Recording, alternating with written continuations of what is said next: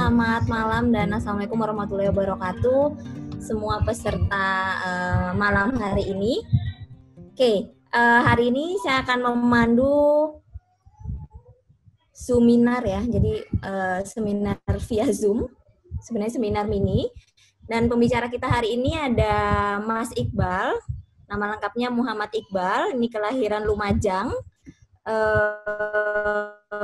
Seorang bapak juga dari satu orang anak. Beliau merupakan lulusan S2 Ilmu Kesehatan Masyarakat, minat gizi dan kesehatan dari UGM, juga Fellow Short Course Community and Health Service dari Bendigo Kangen Institute Melbourne, Victoria. Nah, tema kita hari ini kan terkait dengan bagaimana sih teknik untuk melakukan konseling gizi online. Nah, pembicara kita ini sangat kompeten di bidangnya. Kenapa? Karena Mas Iqbal ini merupakan CEO dari ahligizi.id yang merupakan salah satu platform online pertama konseling gizi online. Ya, jadi sudah berkembang cukup lama. Ya, dari mulai website dan sekarang sudah ada aplikasinya di Android. Ya, jadi sudah ribuan konseling gizi yang masuk di ahligizi.id. Kemudian ada kurang lebih sekitar 400 ahli gizi yang tergabung di ahligizi.id. Oke, mungkin tanpa memperpanjang waktu, kita akan persilakan Mas Iqbal untuk memberikan materinya, dan jangan lupa teman-teman apabila ingin memberikan pertanyaan bisa di kolom chat dengan format mungkin simpel aja, nama, kemudian institusi dan pertanyaannya apa, dan nanti akan saya bacakan. Oke, untuk Mas Iqbal waktu dan tempat saya persilakan.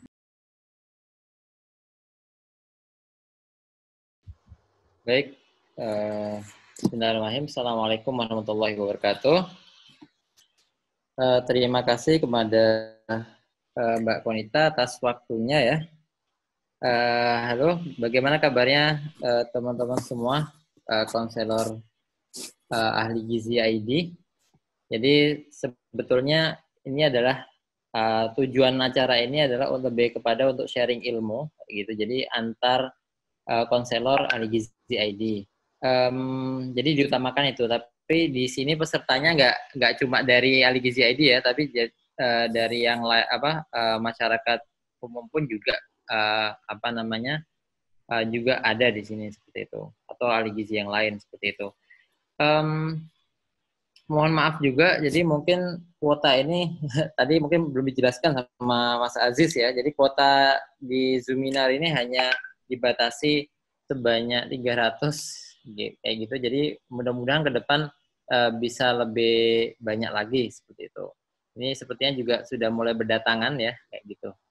Jadi bisa langsung saja saya mulai, mengingat kita sudah janji pukul 7 ya tadi mulainya seperti itu. Baik, saya diberikan topik untuk yang pertama kali ahli gizi talk ini adalah tentang teknik konseling gizi online ya. Jadi konseling gizi online ini nggak akan jauh-jauh, nanti ngomongin dengan platform apa itu ahli gizi ID ya gitu. Saya tidak banyak membahas tentang yuk join di ahli gizi ID, tidak, tapi saya lebih banyak tentang teori-teori bagaimana sebetulnya konseling gizi online itu.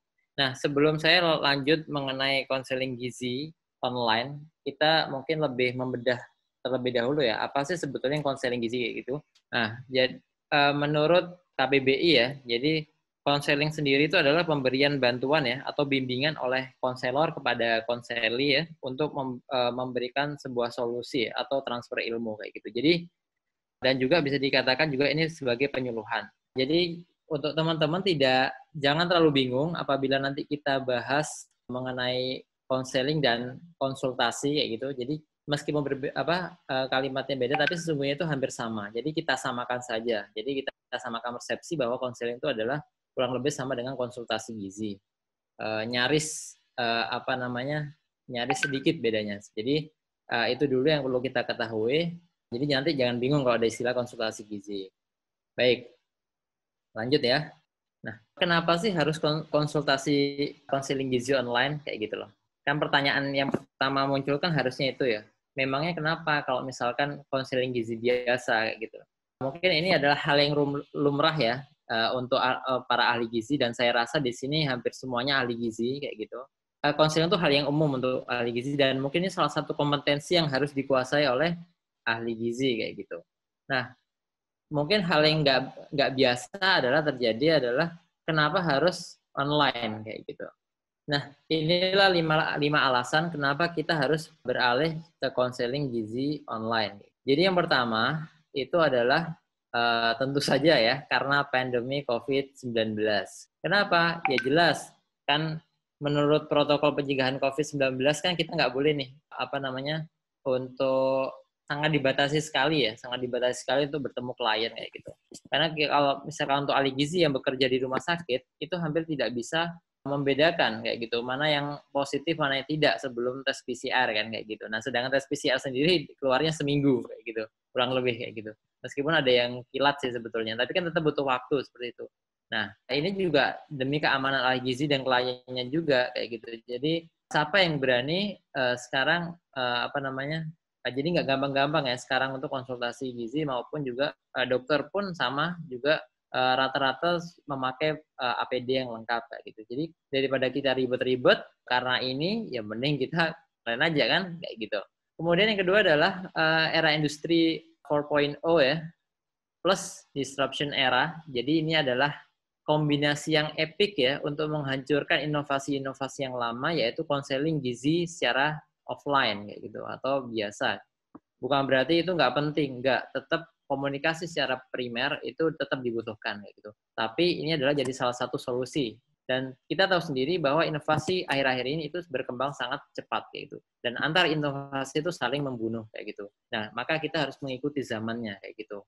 Yang ketiga, berkaitan dengan yang nomor dua adalah this is future style. Jadi ini adalah mungkin ke depan telemedicine ya atau e-health ini adalah hal yang lumrah kayak gitu. Jadi konseling gizi yang online mungkin sekarang jadi hal yang aneh atau mungkin baru kayak gitu ya. Jadi ke depan mungkin teman-teman perlu tahu juga, insya Allah ini bakal jadi hal yang lumrah kayak gitu. Banyak pekerjaan-pekerjaan yang mungkin kalau teman-teman perhatikan ya, itu tidak ada di 10 atau 20 tahun yang lalu. Tapi saat ini ada. Contohnya apa? YouTuber. Kita nggak pernah menyangka kalau YouTuber itu ada jadi pekerjaan. Instagram influencer, kemudian freelancer apa gitu, seperti itu. Itu dulu bukan pekerjaan. Yang namanya pekerjaan ya kerja di perusahaan, masuk kantor, kemudian PNS dan seterusnya ya kayak gitu. Jadi ahli gizi rumah sakit itu yang lumrah kayak gitu. Dan perlu kita ketahui bahwa mungkin saja ini juga bisa juga konseling gizi online itu jadi pekerjaan tersendiri kayak gitu. Kalau ke depan mungkin kayak gitu. Kemudian yang keempat adalah fleksibel ya. Fleksibel, tidak terikat tempat dan waktu, bahkan kita nggak perlu bermake up ria ya kayak gitu, mau berangkat sepatunya yang mana, celananya yang mana, bajunya yang mana dan seterusnya kayak gitu ya. Belum lagi harus pakai lipstick dan seterusnya, ribet banget kayak gitu. Nah dengan seperti ini fleksibel dan tidak terikat dari tempat dan waktu, mau malam pun bisa, pagi pun bisa, segala macam bisa. Karena jarak jauh ya. Kemudian yang kelima adalah cost efektif. Kita mungkin bisa bertemu dengan klien kita di Jakarta, dengan kita posisi misalkan sekarang ada di Surabaya kayak gitu, itu tanpa langsung bertemu kayak gitu. Jadi nggak perlu ke sana naik pesawat atau naik kereta segala macam, cukup dengan teknologi yang sudah ada kayak gitu. Atau mungkin klien tidak perlu datang ke rumah sakit kayak gitu atau ke klinik ya untuk bertemu dengan ahli gizi. Jadi sangat-sangat murah. Ini bisa menekan biaya sewa kliniknya mungkin kayak gitu atau datang ke kliniknya dan seterusnya. Sewa tempat itu ya. Nah, kemudian sebelum kita membahas lebih dalam mengenai konseling gizi online, kita harus tahu tipe komunikasi online itu apa sih kayak gitu. Jadi komunikasi online itu ada dua tipe. Yang pertama adalah sinkronus ya atau secara langsung yang dia mendapatkan feedback secara real time, dan asinkronus yang tidak langsung, yang dimana feedbacknya atau tanggapannya itu tidak secara langsung. Contohnya kalau sinkronus itu ada video call, kemudian voice call atau seperti ini ya, Zoom kayak gitu, itu real time ya, atau chat WA dan seterusnya itu secara real time. Kemudian ada komunikasi asinkronus, contohnya email, forum, Kaskus mungkin, atau Facebook groups, atau rekaman video rekaman suara YouTube itu asinkronus ya. Jadi komunikasinya nggak ada timbal baliknya. Jadi bergantian dulu seperti itu. Ini yang perlu kita ketahui dulu. Kemudian kenapa sih konseling gizi itu sebaiknya modelnya itu asinkronus kayak gitu? Kenapa? Karena yang pertama adalah konsultasi gizi itu tidak darurat seperti itu ya. Beda dengan orang kecelakaan harus masuk UGD. Itu nggak ada ceritanya langsung dikonsulkan ke ahli gizi. Tidak, biasanya masuk ke bangsal dulu seperti itu. Nah, dan misalkan kalau sinkronus, misalkan teleponnya itu biasanya hanya untuk darurat ya. Nah, itu aturan tidak tertulisnya seperti itu. Kemudian yang kedua tadi sudah dibahas, itu tidak perlu berdandan ya. Tidak perlu berdandan, pakai baju yang bagus, kemudian persiapan ketemu klien seperti apa sih, itu nggak perlu semuanya kayak gitu. Kemudian tidak terkendala faktor psikologis ya, misalkan moodnya jelek, habis marahan dengan istrinya, suaminya, atau habis marah dengan temannya, atau yang lainnya gitu, yang menyebabkan moodnya jelek. Kalau mood sudah jelek, berangkat kerja itu ketemu klien tuh, kliennya pun juga akan merasa ini kayaknya ada yang nggak beres gitu, atau tidak merasa senang gitu. Jadi karena energi negatif tuh menyalur ya, begitu juga dengan energi positif. Kemudian bisa mempersiapkan jawaban dengan benar-benar matang. Kenapa? Karena ada jeda waktu di sana. Jadi contohnya email ya. Kalau kita dapat email sekarang kan kita nggak harus balas saat itu juga ya. Beda dengan WA atau beda dengan telepon. Kalau kita ditelepon orang, misalkan di telepon ya, kita harus menyiapkan jawaban saat itu juga kayak gitu. Artinya apa? Jawaban tidak benar-benar matang. Bisa saja itu jawaban spontanitas kalau misalkan via telepon kayak gitu. Beda halnya dengan email kayak gitu. Ini contohnya ya, asinkronus. Itu ketika ada pesan masuk, itu masih ada waktu kita sebagai ahli gizi untuk mempersiapkan jawaban-jawaban terbaik seperti itu, atau mencari-cari referensi dan seterusnya kayak gitu ya. Kemudian tidak terburu-buru menjawab ya. Klien juga memahami yang namanya email ya pasti nggak harus langsung dijawab. Tapi ketika telepon atau WhatsApp itu klien nggak memahami, atau nggak ada satupun orang itu yang suka ketika di WhatsApp tuh centang 2 kemudian biru atau hijau ya, kalau sudah dibaca biru ya, centang 2 biru, kemudian didiamkan selama 1 jam. Kira-kira apa namanya persepsi kita sebagai yang nungguin jawaban? Pasti mangkel kayak gitu. Alah, di read doang gitu loh. Jadi diri doang tuh sakit ya kayak gitu. Baik, kemudian jawaban dapat dibaca calon klien lain ya, kalau asinkronus itu, atau ahli gizi lain sebagai pelajaran. Jadi kita tidak perlu mengulang-ulang jawaban ya. Jadi biarkan klien itu bisa mendapatkan jawaban lainnya. Atau misalkan kayak di YouTube ya, kita bahas saja salah satu topik gizi kita bahas. Ketika ada yang tanya gimana, ya sudah tinggal suruh nonton YouTube-nya. Kemudian nanti ke konsulnya dari mana, bisa via chat atau yang lainnya kayak gitu. Jadi satu materi bisa untuk banyak klien. Kemudian selanjutnya itu terlihat serius ya. Kenapa? Karena matangnya jawaban tadi itu sehingga kelihatannya serius gitu. Karena kalau orang asal jeplak itu kelihatan sebetulnya. Jadi ini sebetulnya benar nggak sih jawabannya kayak gini? Nah kadang-kadang tuh seperti itu. Kemudian kekurangan asinkronus itu yang pertama adalah masih banyak yang malas baca. Nah, malas bacanya menyebabkan mispersepsi ya kayak gitu. Jadi kebanyakan kalimat ini kan panjang ya kalau misalkan di asinkronus ini. Jadi karena kita butuh menjelaskan sesuatunya itu dengan teks ya. Jadi akhirnya banyak orang tuh kadang-kadang malas baca atau bahkan mispersepsi juga karena gara-gara malas baca itu tadi. Kemudian yang ketiga itu tidak cocok untuk orang yang tidak sabaran ya. Jadi ini nggak cocok sama sekali. Tapi insya Allah kalau orang untuk konsultasi gizi itu tidak pasti mengharapkan jawaban terbaik ya. Meskipun dia harus bersabar seperti itu. Kita lanjut masuk ke tips konsultasi gizi online. Nah, sebelum itu kita lihat dulu. Di sini ada di layar teman-teman semuanya. Kan sejawat bisa dilihat di sini salah satu percakapan ya, konsultasi antara klien dengan ahli gizi yang ada di ahli gizi ini saya ambil tapi saya sensor gitu. Ini kira-kira kayak gimana kalau konsultasi kayak gini? Ada klien tanya nih tentang hoax nggak sih kalau makanan buah-buahan tuh bisa dimakan dalam satu waktu bersamaan. Contohnya ini apa benar? Kemudian ahli gizi jawab hoax gitu ya. Nggak ada masalah menurut saya dari segi jawaban. Nah, coba kita bedah masalahnya di mana. Oke? Nah, Pertama, tipsnya adalah apresiasi klien atau pasiennya. Nah, lakukan ini tuh di awal komunikasi setelah salam atau sapa ya. Jadi kalau misalkan kliennya tuh ada yang bilang assalamualaikum ya dijawab waalaikumsalam. Kalau selamat pagi ya selamat pagi. Kalau halo ya halo juga. Intinya lakukan greeting di awal apapun itu dan sapa gitu. Dan apresiasi, terima kasih sudah menghubungi kami, atau terima kasih sudah berkonsultasi di Dieduke, terima kasih sudah berkonsultasi di Aligizi ID, dan selamat Anda telah berkonsultasi di sini dan seterusnya gitu. Artinya apresiasi usaha klien itu untuk bertemu kita kayak gitu. Kenapa? Ahli gizi ini profesi baru gitu ya. Profesi baru yang kita perlu kenalkan kepada masyarakat pentingnya profesi ini kayak gitu. Jadi bahwa kita tuh ada dan kita tuh memberikan solusi tentang permasalahan gizi kayak gitu. Jadi apresiasi. Nah, tadi sedangkan di kasus sebelumnya tuh gak ada apresiasi ya, ujuk-ujuk hoax gitu. Nah, kasus selanjutnya adalah tips selanjutnya adalah calling the name personalized kayak gitu. Jadi panggil namanya untuk apa ya? Keakraban kayak gitu. Gunakan sapaan yang bersahabat, tapi ya nggak sok kenal gitu loh. Om, gimana Om kabarnya? Wah, sok kenal banget kayak gitu ya. Atau Mas atau Bang gitu atau apalah gitu ya. Udah dan seterusnya. Itu ya benar itu personalized ya, sapaan, tapi dia lebih kepada apa namanya sok kenal aja gitu. Nah, maka gunakan sepertinya Pak atau Bu atau sekarang yang sudah umum ya, itu Kak ya, kayak gitu. Halo Kak, sapa Kak Donald atau terima kasih Pak Budi atau Bu Budi kayak gitu ya. Tapi pastikan kita tidak salah salah apa ya?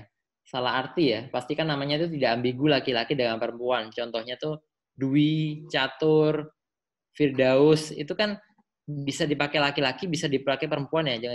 Jangan sampai kita salah menyapa misalkan halo Mbak Firdaus ternyata itu Pak Firdaus namanya atau Mbak Dwi ternyata Pak Dwi gitu kan. Jangan sampai salah gitu.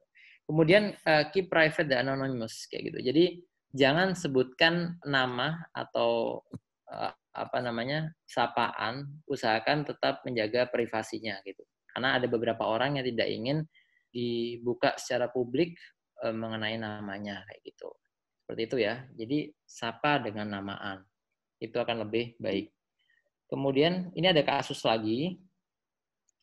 Kira-kira kayak gimana? Coba dianalisis. Ini sangat singkat sekali kasusnya. Selamat siang, dia sudah klien sudah menanyakan selamat siang, greeting. Saya mau menanyakan secara sopan segala macam. Jawabannya coba apa?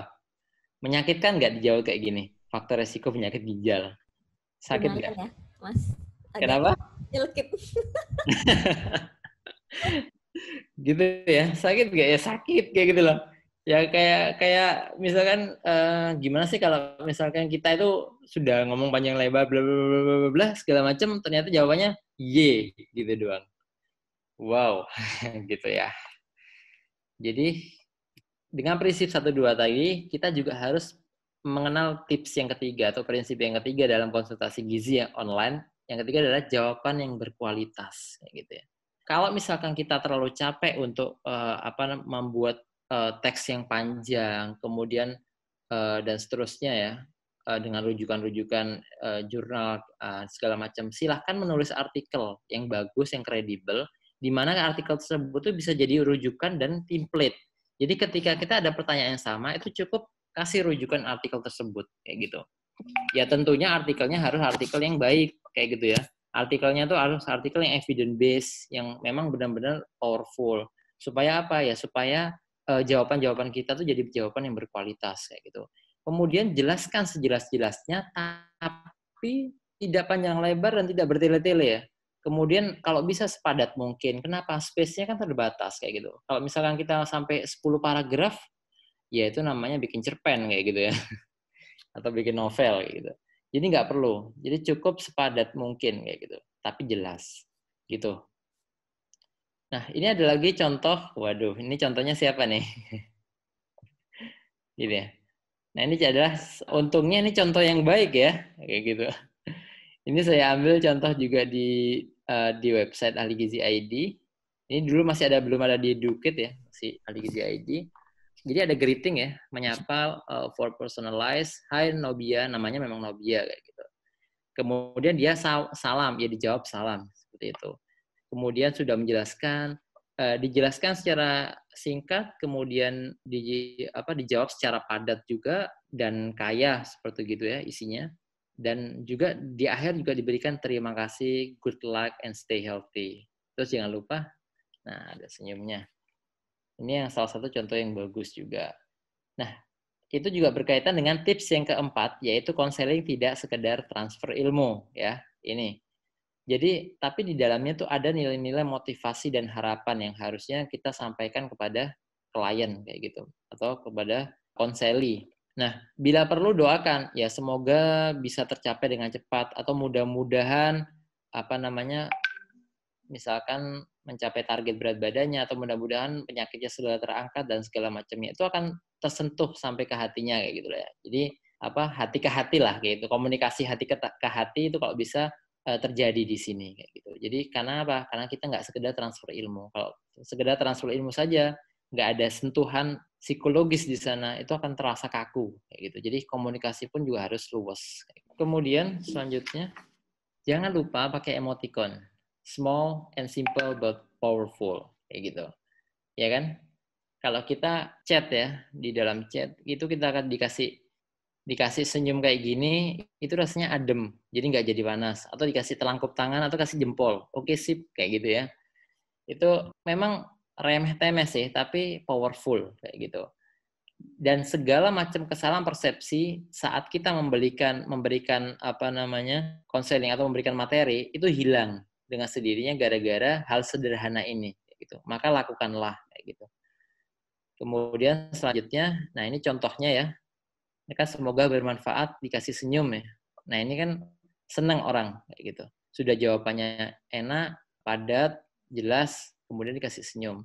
Dibandingkan dengan yang tadi kayak gitu ya. Yang tadi resiko penyakit ginjal, kayak gitu doang tuh. Wow. Nah, kemudian solusi yang terakhir adalah gunakan platform. Saya dia Dukit salah satunya, tapi tidak harus kayak gitu. Jadi ada banyak platform untuk konsultasi gizi kayak gitu bisa memang yang khusus kalau di Dukit ini memang khusus untuk bertemunya ahli gizi dengan dengan klien ya kayak gitu dengan klien atau pasien beberapa kayak gitu. Gunakan platform. Kenapa? Karena supaya tidak repot ya dan memenuhi semua syarat-syarat untuk digunakan sebagai konsultasi gizi dan komunikasinya itu juga asinkronus. Jadi supaya lebih maksimal kayak gitu. Dan ini memang didesain untuk para ahli gizi, tapi nggak harus pakai ini. Monggo, terserah kayak gitu. Dan alhamdulillah di sini memang seperti tadi sudah dijelaskan sama Mbak Konita juga bahwa sejauh ini yang sudah terdaftar di sini itu di ahli gizi ID ya sebagai konselor itu kurang lebih 400 terakhir berapa ya 450-an kalau nggak salah kayak gitu. Kemudian itu kita klasifikasikan menjadi 3, jadi ada yang memang kita verifikasi dari ijazahnya saja, sarjana gizi atau diploma gizi. Kemudian ada juga kalau sudah STR-nya itu valid, jadi ada STR-nya juga. Jadi itu kita kasih badge untuk ahli gizinya gitu. Jadi mungkin kapan-kapan kita ngobrol mengenai lebih dalam lagi mengenai aplikasi ini dan ahli gizi ID kayak gitu. Atau mungkin setelah ini kita bisa ngobrol-ngobrol lebih panjang lagi. Baik, itu saja mungkin dari saya. Kita mungkin nanti lebih banyak ngobrol di sesi tanya jawab ya, kayak gitu. Terima kasih atas waktunya. Saya kembalikan ke Mbak Konita.